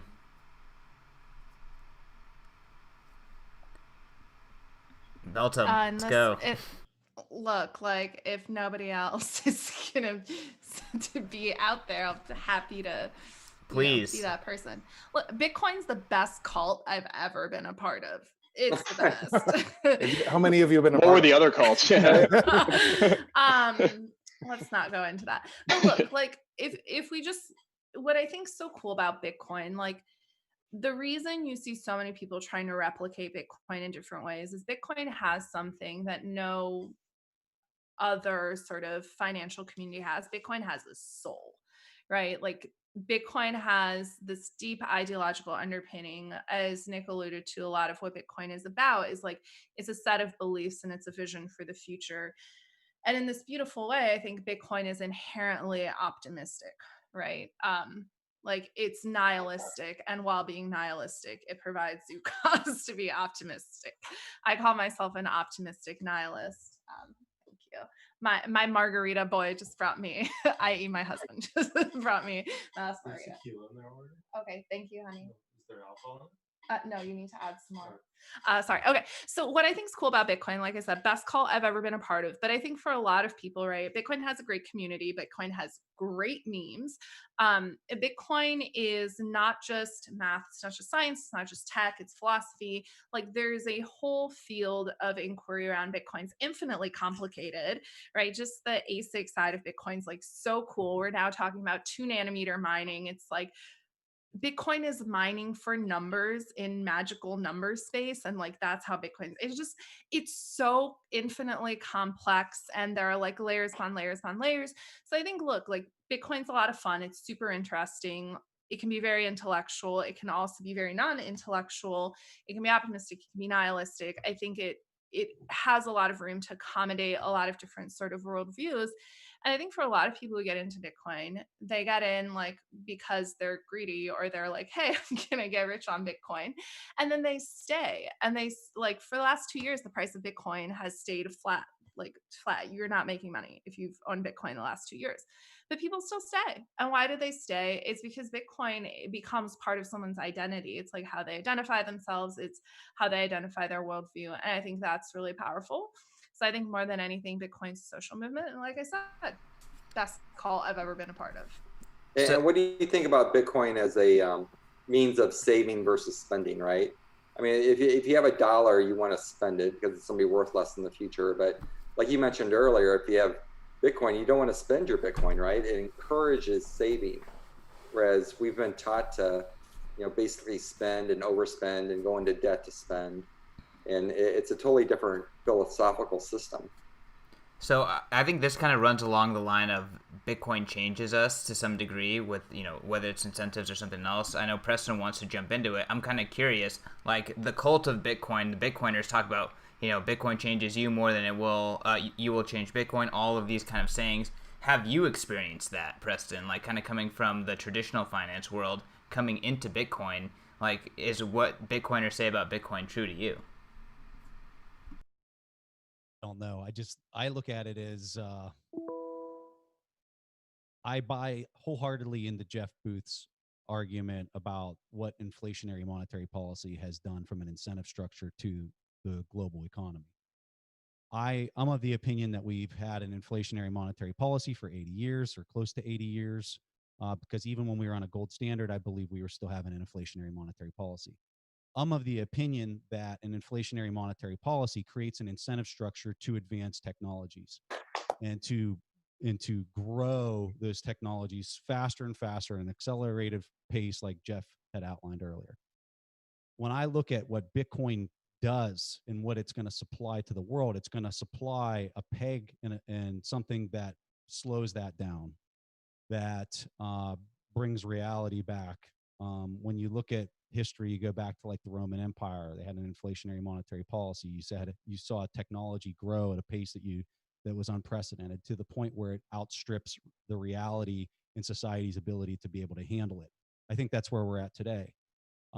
By Bitcoin coming into this and pegging that and forcing upon the world through this incentive structure to slow down this pace of technology growth, I think that it supplies something that the world desperately needs, and that I think it's one of the only things out there that can potentially put the social rest that we see around the world, reverse that trend or slow that trend down. So I think it supplies a peg to central bankers, and that they don't have a choice to continue to implement this policy that they've been implementing for decades, nearly a century. All right, let's jump to Jeff. Yeah, I'm with Preston there. I think it's I don't see it as a cult. I see, yes, sure, there's some people that are cultish in it. The people I'm most attracted to in it are really intellectual debaters, right? They're trying to make it better. They're trying to find and there's a piece, if you just logically say, we already agree that most times a business can't see the new thing, right? And so you have to create the new thing. And then if you're right, people reinforce and they build the new thing. That's exactly what's happening in governments and central banks all over the world today, right? Bitcoin is the new thing that forces this, and there's a community that's rallying around that, and it doesn't matter. Like, it's going to happen regardless, no matter what. There is nothing humanity can do right now with how fast technology is advancing to keep an inflationary monetary policy short of destroying currencies and driving revolutions. So you could do it with those outcomes. That is likely the outcome, and go into hyperinflation. But on the other side of that, you're going to have you're going to have a new world reserve that is likely going to be something like Bitcoin, or pegged to Bitcoin, no matter what. And personally, the reason I wrote the book, the reason I'm on this call, is the more people that actually know that if you did that, you'd free your time. You wouldn't need higher and higher income all the time and working 80 hours a week so you could live the last 10 years of your life in retirement, and waste all of your life. There's actually but it's so backwards to the way we think, because we've grown up in an inflationary monetary policy, like Preston said, for the last 80 years. Our parents have, their parents did, and everything else. We can't see it, and so we're burning our time. And so what I really like about what Bitcoin could do is a forcing function to make the most valuable thing in our lives valuable again, our time. I'll say, if nothing else, even if, hypothetically non-zero chance Bitcoin went to zero, I mean, the fact that it's woken up or gotten an entire cohort of people, largely that are millennials or of younger generations, interested in, monetary theory and all this it's just amazing. Yeah. Some of the intellectual debates that happen on Twitter, right, which is an unbelievable resource, obviously. I mean, some of those debates are better than ones you'll see anywhere else. Yeah. And a lot of it's, driven by these younger generations coming out and talking about these different monetary theories. It's unbelievable. So real quick, Nick, you should interview Preston. That's happening in the chat. People want to see that happen. So I would love to arrange that here on Drinks and Quarantine. So DM each other later. Nick, I want to jump to you. Let's settle it right now. My AirPods are dying, so I don't know if you guys can still hear me. We can hear Preston, you. The YouTube commentators have asked that I go on your show and or you go on my show. So, you're invited. You're muted. You're muted. You got to drink every time you're muted, Preston. Wait, I need to know the answer. I need to go to the fridge because I'm out. Nick, I'm a huge fan, as you know, so anytime, man. Let's do it. Okay, great. We can argue about stock to flow.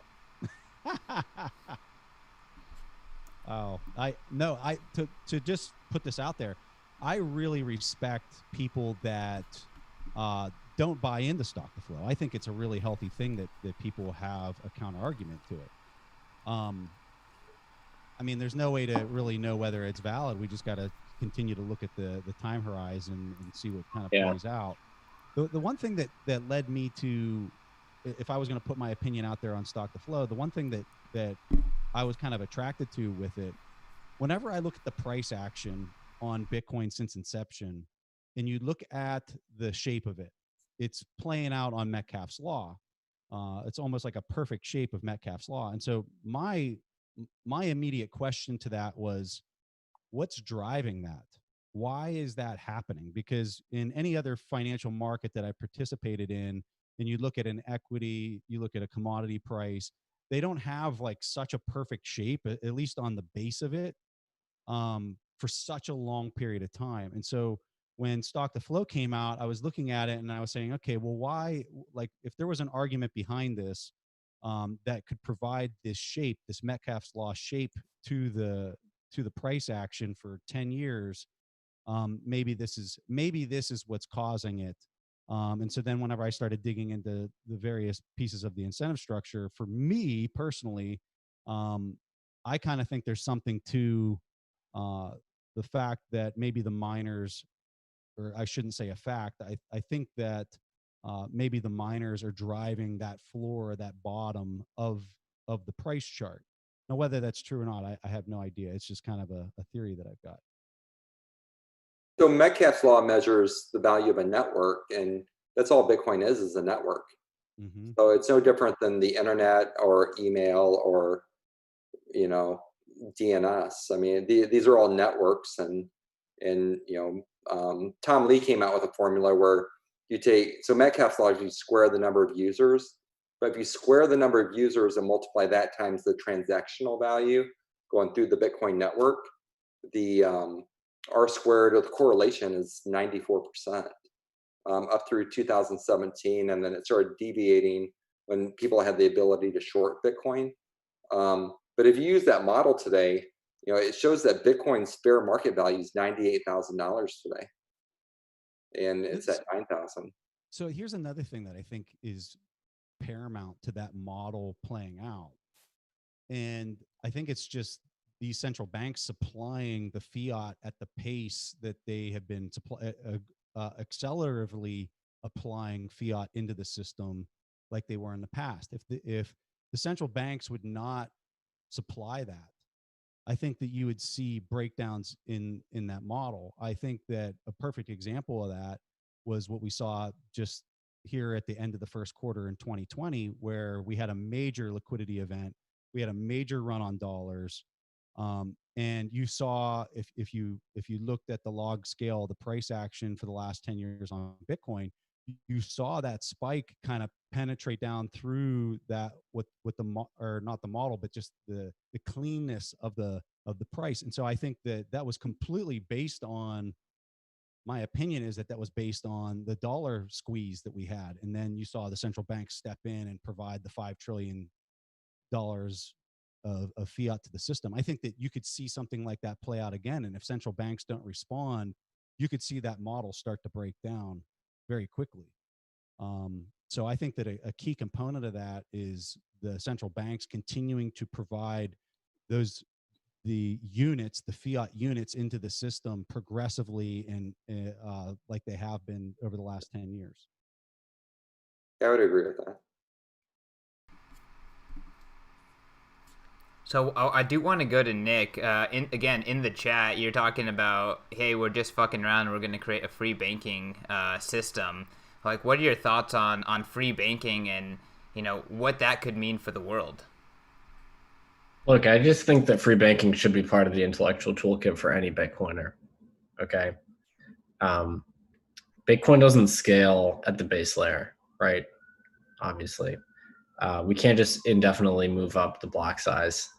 It does scale if you maximize the economic density of a single transactional, of the flow of transactions.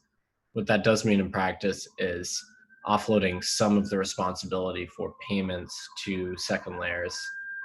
Sorry, there's an ambulance outside. You might be able to hear that. And I think part of that involves,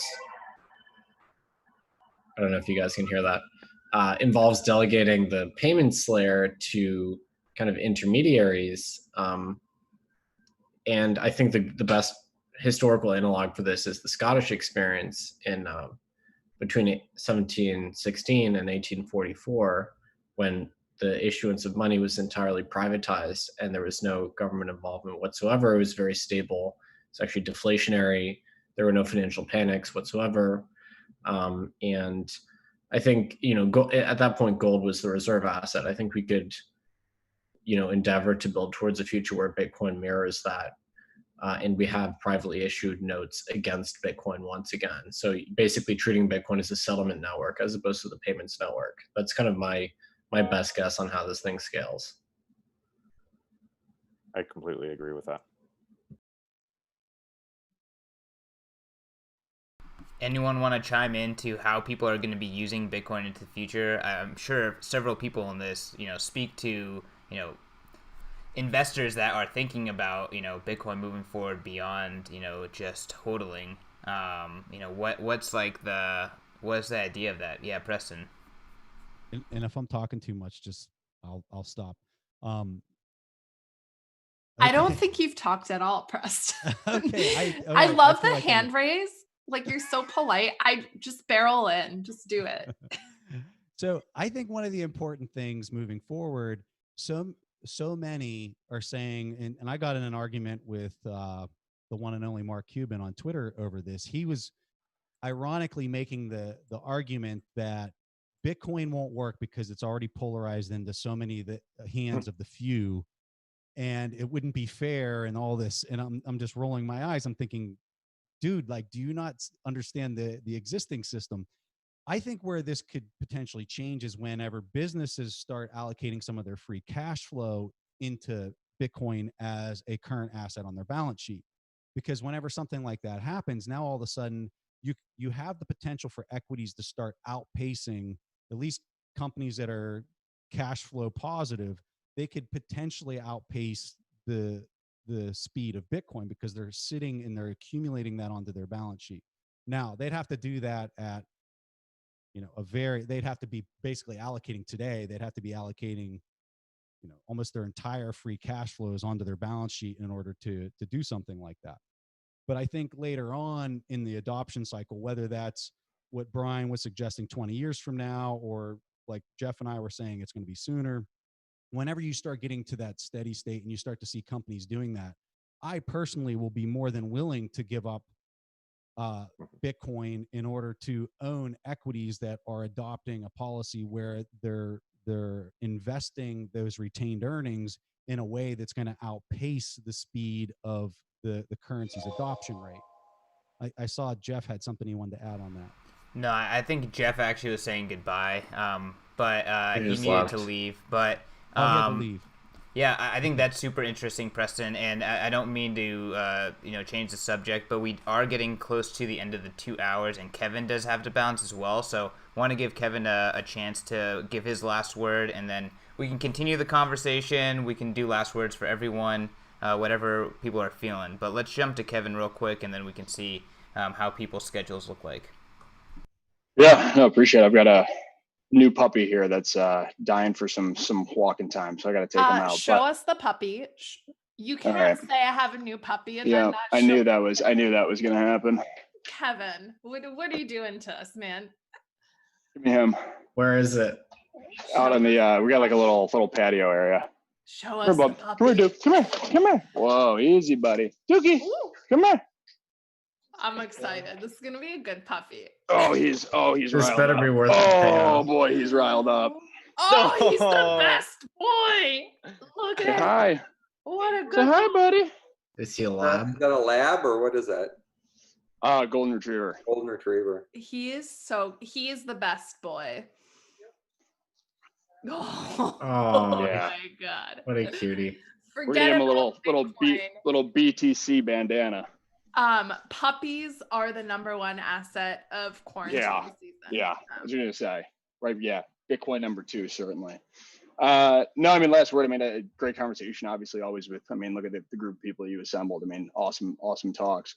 No, I mean, I would say for anybody who's out there, and when I've said this to countless people who are betting against or skeptical about this space, and I'll kind of broaden that out to the broader kind of crypto digital asset space. I mean, I've met some of the smartest people I've ever come across my entire life, working on projects or companies, within the Bitcoin ecosystem that a lot of people may have never even heard of. And so, before you doubt it, definitely jump into this space, kind of feet first, and see what it's all about. Because again, these types of conversations, I really don't think you're finding anywhere else. And I sit in chats with macro folks and equity people, and a lot of that conversation, for me at least at this point, is largely stale, because it's just not nearly as exciting as what's going on within this ecosystem, within this space. So before you knock it, you got to try it. So I encourage anybody to reach out to us. I mean, obviously reach out to anybody on this talk, this panel, and give it a shot. Awesome. Thanks a lot for joining, Kevin. Really appreciate your insights. Thank you guys. So guys. For the folks still remaining, what's the temperature here? Are y'all busy trying to get to the rest of your lives? Now most of you guys are on the East Coast. How do you feel about continuing the conversation? I'm heading on down to the pool. My family's down there, so I'm gonna head out. This was awesome. This was such a pleasure. Really nice to meet some of you folks. I've been following a lot of you on Twitter, so it's kind of fun to interact with y'all. All right, awesome. Preston, you got to come on my show. You have to agree. You have to verbally confirm. Oh no, Nick, it's done, man. I'm a huge fan. I use a lot of your art, a lot of the articles that you've written to defend my arguments on Twitter. So, dude, I'm a fan. I'm there. That's what I'm talking about. But do you use Cantillon Insider? Do you sprinkle that into conversation? All the time, as much as I can. That's really what I want to thank Nick for, is I like to sprinkle a little Cantillon Insider into my discussions. Great. That's not even attributable to me. That's not my doing. All right, sorry. It is. Nick, you invented Cantillon effect. Just fess up to it. Preston, is there anything else that you want to say to the audience, or you say as a last word? I would just tell folks that I think the dollar is going to get a little bit crazier here as we go to the end of the year. I have no evidence for this. It's just kind of a feeling. I think whenever we look at the impacts of COVID, I think it's going to really start playing out in the third quarter, and I kind of expect there to be dollar shortage issues, and I think that it could create yet another wild ride for people that own Bitcoin. And if that's the case, I just I'd encourage people to stay strong, because it's gonna take a lot of will to hold on if it starts getting wild and crazy again in the price action. All right, dollar's gonna get crazy. Let's go, Brian, Nick, and then we'll end with Meltem with the last word, and then we'll close it out, guys. This was an awesome show, so thank you all for giving us your time. Brian, what is your last word, sir? I think my last word is that our fiat system is based on trust, and there's a rapid decline in trust in the government. So, from George Floyd to COVID to all sorts of things. And I think if that spills over, that lack of trust starts spilling over into our money, then Bitcoin's in for a wild ride. Awesome. Nick, what's your last word? And you're muted. Yeah, what we're facing here is the clear degeneration of a regime which has characterized the financial world since about 1970. And it's very obvious that it's coming to an end. In fact, the longer super cycle is coming to the end. The end of the U.S. dominance, its total hegemony since World War II. So the kind of Washington consensus is being dismantled, and part of that is the dominance of the dollar, and we don't know what the next global reserve asset will be. I mean, it's actually an aberration to have a single fiat currency as the world asset. So my guess is that we're just going to return to a historical norm. More violence, more instability, less, global insurance of trade routes, less energy security, more chaos, and no single financial system that powers the entire world. And so as we go through that, it's going to be great to have a politically neutral asset, which can't be tampered with. And that's what Bitcoin's for. Man, that's dark. All right, Meltem, please liven it up a little bit. I'm getting depressed listening about how horrible things are about to get. Hey, it was an optimistic spin at the end. Yeah, we need some more puppy talk. Dude, I feel like I've been like the only person trying to have fun in this conversation. Look, have fun. Like, we're all humans. I think a lot of people delve very deeply into the Bitcoin rabbit hole. Like, we're all humans, and at the end of the day, I think a lot of this for me is about, like, what else would I be doing with my time, right? I worked in the energy industry. I could be working at a PE firm or a hedge fund. Sure, fun, whatever. To me, just Bitcoin feels like the most useful thing to do with my time. And I think a lot of people come to Bitcoin and then decide to stay because they're like, wait a minute, now that I know what this is about, this is like the most useful thing I could do with my time. And it gives people a sense of purpose. But don't forget to have fun. Like, not everything is doom and gloom. Not everything is super intellectual. Like, make a great meme. Have a good time, make a new friend, shitpost on Twitter. I think part of what has been so fun about the crypto community, and by the way, like, crypto Twitter is a force. Like, we have economic power, we have influence. Like, people are going to start courting the crypto audience.